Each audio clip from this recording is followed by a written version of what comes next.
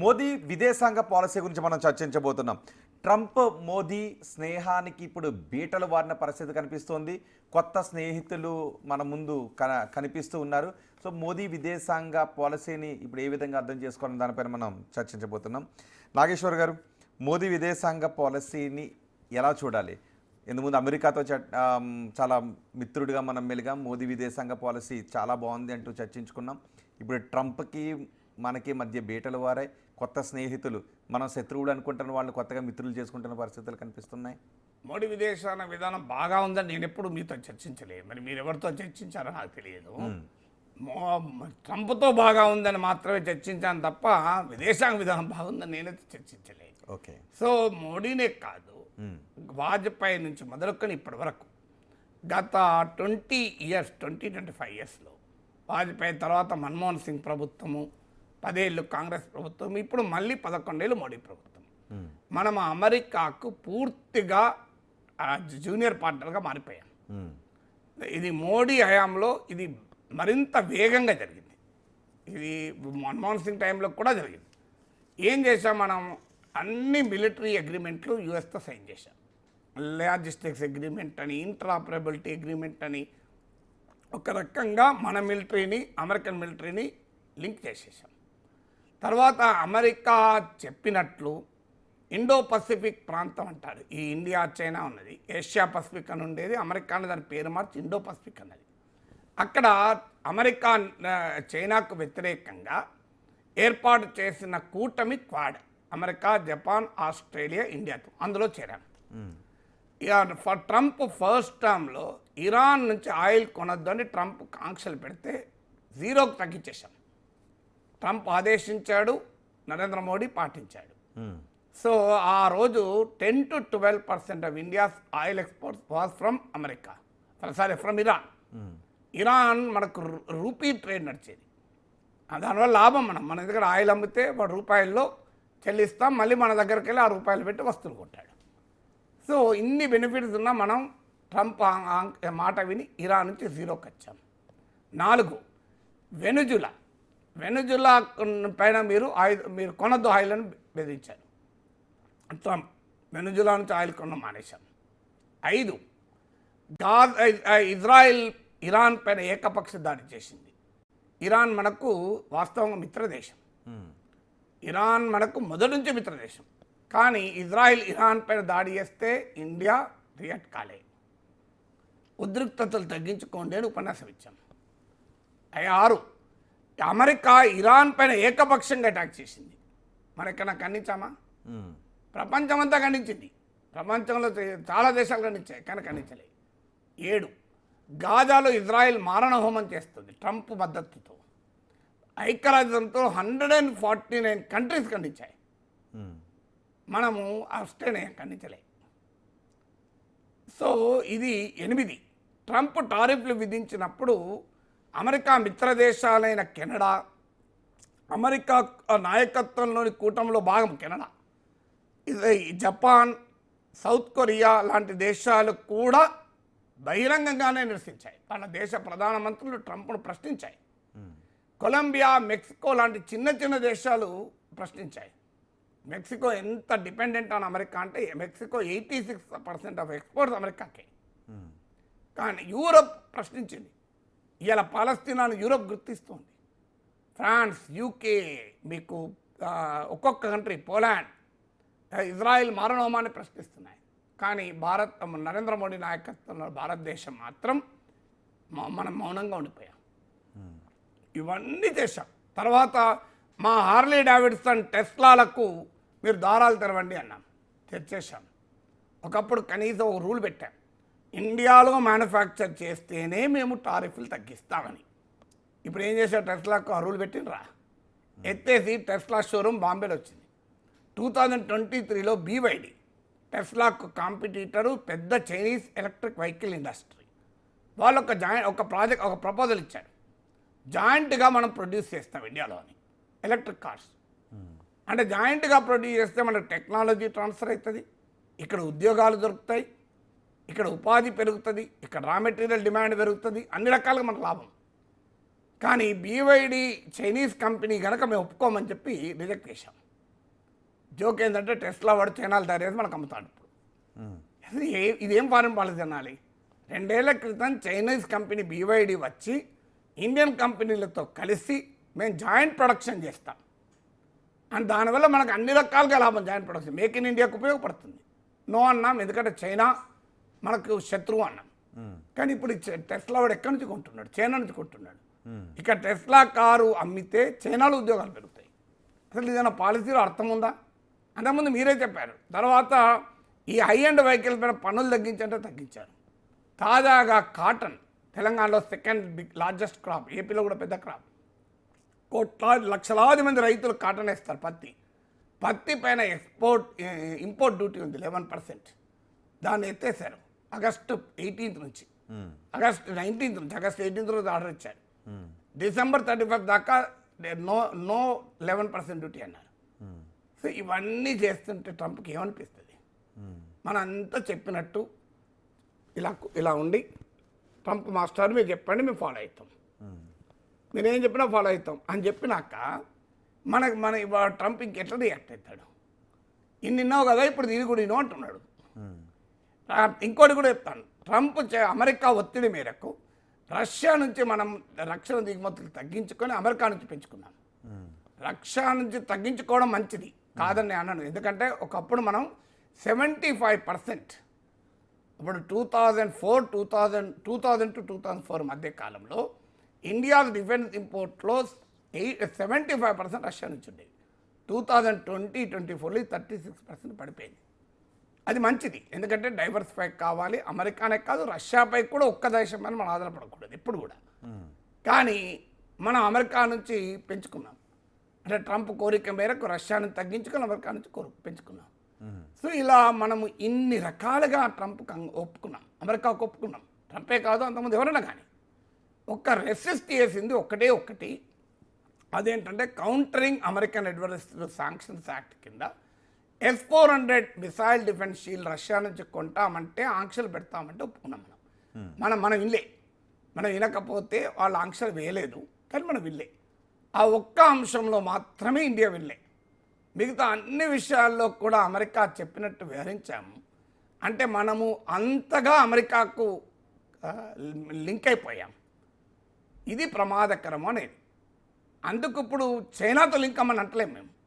అసలు ఏ దేశం పైన అంత పరాధీనత వద్దు అంటున్నాం. ఎందుకంటే పరాధీనత ఏ దేశానికి మంచిది కాదు. అది అమెరికా పైన ఆధారపడకూడదు, చైనా పైన ఆధారపడకూడదు, రష్యా పైన ఆధారపడకూడదు, ఏ దేశం పైన ఆధారపడకూడదు. కానీ మోడీ ఫారెన్ పాలసీ చూడండి మీరు. ఇవాళ పరిస్థితి ఏంటి? నైబర్హుడ్లో భారత చుట్టూ మనకు మిత్రులు లేకుండా పోయారు. ఇవాళ ట్రంప్ దాడి హయ్యెస్ట్ మనపైనే. నమస్తే ట్రంప్, హౌడీ మోడీ, అప్కీ బార్ ట్రంప్ సర్కార్ అంటూ నినాదాలు ఇచ్చారు. అసలు ఒక దేశ ఎన్నికలు మనకేం సంబంధం అండి?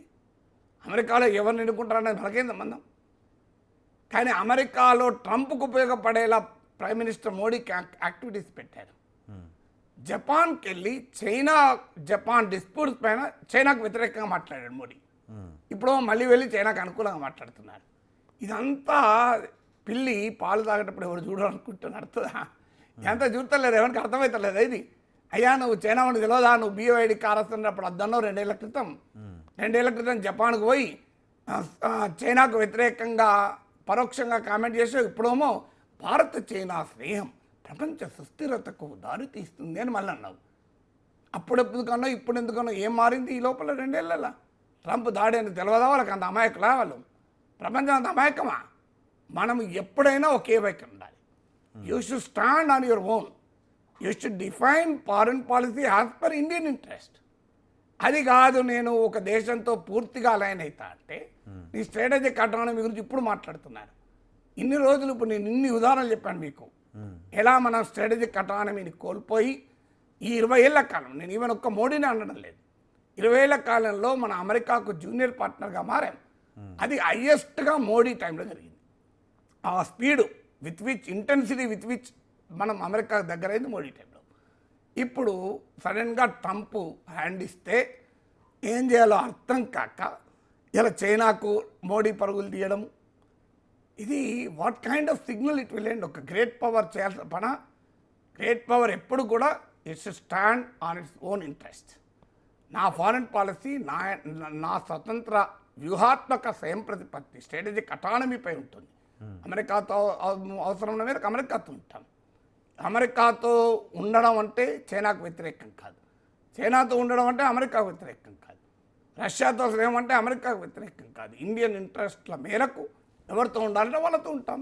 ఎవరిపైన ఆధారపడవద్దు, ఇంక్లూడింగ్ చైనా అని చెప్పేది. ఇవాళ ఇప్పుడు ఏమవుతున్నాడు, చైనాతో ట్రేడ్ పెంచుకుంటున్నారు. ఏమైతే చైనాతో ట్రేడ్ పెంచితే లాభం మనకు. చరిత్ర అంతా ఏం చెప్తోంది, చైనా ఇండియా బైలేటరల్ ట్రేడ్ పెరిగినప్పుడల్లా చైనా మనకు ఎక్కువ ఎక్స్పోర్ట్ చేస్తుంది, మనం తక్కువ ఎక్స్పోర్ట్ చేస్తాం. ట్రేడ్ డెఫిసిట్ ఉంది ఇండియాకు చైనాకు, ఇది పెరుగుతుంది ఇంకా. అంటే అమెరికా భారత్ లాగా ఇక్కడ ఈ పరిస్థితి ఇంకా చాలా ఎక్కువ ఉంది. మీరు మోడీ హయాంలో అత్యధికంగా చైనా ఇది లార్జెస్ట్ ట్రేడింగ్ పార్ట్నర్ అయింది. ఈ 11 ఏళ్ళు మీరు తీయండి, గాల్వాన్లో ఇన్సిడెంట్ అయినాక ఒక 1 ఇయర్ అటు ఇటు పోలిస్తే పెద్ద ఎత్తున ఇండియా చైనా ట్రేడ్ పెరిగింది. ఒక గ్రాఫ్ వేయండి, ఇండియా చైనా ట్రేడ్ 11 ఇయర్స్లో ఎట్లా పెరిగింది. ఎక్స్పోర్ట్స్ ఇంపోర్ట్స్ మీద డెఫిసిట్ చూడండి, నేను అనేది నిజమో కాదో తెలుస్తుంది. డెఫిసిట్ పెరుగుతూ వచ్చింది. ఈ 11 ఇయర్స్లో ఇండియా చైనా ట్రేడ్ మోడీ హయాంలో గణనీయంగా పెరిగింది. ఈ పెరిగినప్పుడల్లా ఇండియాకు వ్యతిరేకంగా చైనాకు అనుకూలంగా లోటు పెరిగింది, డెఫిసిట్ పెరిగింది. ఈ డెఫిసిట్ ఇంకా పెరుగుతుంది. దానివల్ల మన చైనా చీప్ ప్రొడక్ట్స్ వచ్చి మన మీద పడతాయి, మన ఉత్పత్తులు దెబ్బతింటాయి. సో చైనాతో ట్రేడ్ అవసరమే కాదని అంటలేను, బట్ అదేదో మ్యాజిక్ బుల్లెట్ అని అమెరికాతో ఇలా మనకు పడతలేదు కనుక చైనా ఏదో కాపాడుతుందని దిస్ కైండ్ ఆఫ్ ఒక కన్ఫ్యూజ్ స్టేట్ తెలియజేస్తుంది కదా. యు కాంట్ రన్ హెల్టర్ స్కెల్టర్ అంటారు ఇంగ్లీష్లో. నువ్వు అటు ఇటు ఏమి తోచకుండా తిరగకూడదు కదా. హ్యావ్ ఎ స్టాండర్డ్ ప్రామాణిక విదేశాంగ విధానం ఉండాలి కదా. ఓకే, అంటే ఇప్పుడు మనం చైనాతో మళ్ళీ వాణిజ్య ఒప్పందాలు చేసుకునేటప్పుడు ఆ ట్రేడ్ డెఫిసిట్ని పూడ్చుకునే విధంగా వ్యూహాలు జరగట్లేదు అనిపిస్తుందా? ట్రేడ్ పూడ్చుకోలేము, ఒక్క రోజులో జరగదు ఇవి. ఎందుకంటే ఇప్పుడు ట్రంప్ ఎంత చేసినా ట్రేడ్ డెఫిసిట్ తగ్గదు. ఎందుకంటే అమెరికా ఎప్పుడో మ్యానుఫ్యాక్చరింగ్ నుంచి బయటకు వెళ్ళిపోయింది. అమెరికా ఎకానమీ ఫైనాన్షియలైజేషన్, అది వేరే సబ్జెక్ట్. అమెరికా ఎందుకు ఇట్లా తయారైందంటే, ఇప్పుడు సింపుల్ మిత్రమా, నా దగ్గర ఒక ₹1,00,00,000 డబ్బు ఉంది. నేను అప్పుడు ఏం చేశాను, వడ్డీలకు ఇచ్చాను. ఒక 2% నాకు ఇంట్రెస్ట్, 3% ఎవరేజ్ వడ్డీ వచ్చింది. నేను అంటే నెలకు నాకు 3 లక్షలు ఆదాయం వచ్చింది. ప్లస్ అంతకు ఇది కాదు, ఇంకొక ఉదాహరణ, నా ₹1,00,00,000 ఉన్నాయి. ఈ ₹1,00,00,000తో నాకు ఒక చిన్న కార్ షెడ్ ఉంది, కార్లు రిపేర్ చేస్తాను. ఒక చిన్న చాక్లెట్ ఫ్యాక్టరీ ఉంది, అలా చాక్లెట్లు ఉత్పత్తి చేస్తున్నాను. దీనివల్ల ఒక 50 మందికి ఉపాధి దొరుకుతుంది, నాకు ₹1,00,000 ఆదాయం వస్తుంది. వన్ ఫైన్ మార్నింగ్ ఈ ₹1,00,00,000తో నాకు ₹1,00,000 ఆదాయం వస్తుంది కదా, ఇది వడ్డీకి ఇస్తే నాకు 3 లక్షలు వస్తుంది కదా అని నేను వడ్డీకి ఇచ్చాను అనుకోండి. ఏమవుతుంది, నా చాక్లెట్ ఫ్యాక్టరీ ఎగిరిపోతుంది, నా కార్ షెడ్ ఎగిరిపోతుంది, ఆ ప్లేస్లో ఇంకోటి వస్తాడు, నాకు మిగిలింది ఏంటి, వడ్డీలే మిగులుతాయి. వన్ ఫైన్ మార్నింగ్ వడ్డీ తీసుకుంటాడు లేడనుకో. నాకంటే ఇప్పుడు అమెరికా కూడా జరిగింది అదే. ఒకప్పుడు కార్ల మ్యానుఫ్యాక్చర్ చేసేవాడు. సో ఆ డబ్బులు కార్ల మ్యానుఫ్యాక్చరింగ్ పెట్టుడు కన్నా స్టాక్ మార్కెట్లో పెడితే ఎక్కువ డబ్బులు వస్తాయి అనుకున్నారు. ప్రపంచం అంతా ఆ డబ్బును ఫారిన్ క్యాపిటల్గా స్టాక్ మార్కెట్లో పెడితే ఎక్కువ డబ్బులు వస్తాయి అనుకున్నారు. So there was a flight of American capital from manufacturing to financial sector. ఇది జరిగింది. తర్వాత నీకు లాభాపేక్ష కలిగిన అమెరికన్ క్యాపిటల్ ఎక్కడ చీప్ అయితే అక్కడ ప్రొడ్యూస్ చేయడం మొదలుపెట్టాడు. అమెరికాలో ప్రొడ్యూస్ చేసే కన్నా కారు నీకు చైనాలో ప్రొడ్యూస్ చేస్తే చీప్ అవుతుంది. యాపిల్ వాడు ఎందుకు చైనాకి వచ్చాడు, చైనా మీద ప్రేమతో వచ్చాడా? స్టీవ్ జాబ్స్ టిమ్ కుక్లు కామ్రేడ్లా ఎందుకు వచ్చారు వాళ్ళు వచ్చింది ఏంటి, ఇక్కడ చీప్ అని. సో అమెరికాలో కాస్ట్లీ పేరుకు చైనాకు వచ్చారు లాభాల అపేక్షకు. అందువల్ల అమెరికా ఎకానమీని డ్యామేజ్ చేసింది ఇండియా కాదు, రష్యా కాదు, చైనా కాదు, అమెరికన్ క్యాపిటల్ డ్యామేజ్ చేసింది. వాళ్ళ లాభాల వేటలో అమెరికన్ సమాజానికి వాళ్ళు నష్టం చేశారు. అది ట్రంప్ అర్థం కాక మన మీద పడుతున్నారు. సో ఇప్పుడు కూడా అంతే జరిగేది ఏంటి, సో మనకు అర్థం కావాల్సింది ఇండియాకు చైనాకు కాంపిటేటివ్ ఎడ్జ్ మన ఎకానమీ తయారైతే అప్పుడు ఉంటుంది. అంటే చైనా కన్నా మనం బెటర్ ప్రొడక్షన్ ఉండాలి, ఫాస్టర్ ప్రొడక్షన్ ఉండాలి, మీకు మ్యాగ్నిట్యూడ్ ఆఫ్ ప్రొడక్షన్ ఎక్కువ ఉండాలి, ప్రైస్ తక్కువ ఉండాలి. ఎలా మన చైనా ఫర్నిచర్ ఎందుకుంటున్నారు, చైనా ఫర్నిచర్ ఎందుకుంటున్నారు, చీప్ ఎందుకుంటున్నారు. మనకు ఇప్పుడు ఇక్కడ హైదరాబాద్లో ఎవరైనా ఆఫీస్ పెట్టాలంటే చైనాకి వెళ్ళి ఫర్నిచర్ కొనుక్కొచ్చుకుంటారు, తెలియదా మనకు? ఆఖరికి దేవుని విగ్రహాలు కూడా చైనా నుంచి వస్తున్నాయి. నా డౌట్ వినాయకుని విగ్రహాలు కూడా వచ్చుంటాయి. దీపావళికి కలుసుకునే క్రాకర్స్ క్రాకర్ చైనా నుంచి వస్తుంది, ఎందుకంటే అక్కడ చీప్ ఉంది ప్రొడక్షన్, ఎందుకంటే వాడు మాస్ ప్రొడక్షన్. కరెక్ట్. ఇప్పుడు మనము ఒక 100 ప్యాకెట్ల చిచ్చుబుడ్డులు చేస్తే వాడు 10,000 ప్యాకెట్ల చిచ్చుబుడ్డులు చేస్తాడు. దాంతో 10,000 చేసినప్పుడు చీప్ అవుతుంది కదా. కరెక్ట్. సో అందువల్ల ఇది ఓవర్ ఏ లాంగర్ పీరియడ్ అవుతుంది, ఓవర్ నైట్ కాదు. ఇండియా చైనీస్ ఎకానమీకి కాంపిటేటివ్గా మారకుండా ఇండియా చైనా ట్రేడ్ పెరిగితే ఏమవుతుంది? డెఫిసిటే పెరుగుతుంది. డెఫిసిట్ పెరగడం కాదు, అసలు మనం కాంపిటేటివ్ కాము, ఎందుకంటే చైనా వాడు చీప్ వచ్చి ఇండియాకు ఉన్న ప్రొడక్షన్ కూడా పోతుంది. ఒకప్పుడు మనము బల్క్ డ్రగ్స్లో వాడే ఔషధాల రాజధాని హైదరాబాద్. ఒకప్పుడు మనము దీంట్లో వాడే ముడి పదార్థాలు యాక్టివ్ ఫార్మాస్యూటికల్ ఇంగ్రీడియంట్స్ అంటారు, అంటే రా మెటీరియల్ అలాగే ఇక్కడే తయారు చేసేవాళ్ళం. ఇప్పుడు 80% మీకు చైనా నుంచే. ఎందుకు? చైనాలో చీప్ అవుతుంది. పారాసెటమాల్ ముద్ద అడకలు తీసుకొస్తారు, ఇక్కడ గోళీలు తయారు చేస్తారు. మీకు మాకు అందుకే మీరు గమనించండి, కోవిడ్ టైంలో చైనా ఫ్యాక్టరీలు మూతపడితే ఆడికెళ్ళి మన అజిత్రమైసిన్ ముద్ద రాకపోతే అజిత్రమైసిన్ టాబ్లెట్ల ధరలు పెరిగినాయి. ఇక్కడ ఆడికెళ్ళి పారాసిటమాల్ ముద్ద రాకపోతే పారాసిటమాల్ ధరలు పెరిగినాయి. సో ఇది ఓవర్ పీరియడ్ ఆఫ్ టైం కావాలి కదా.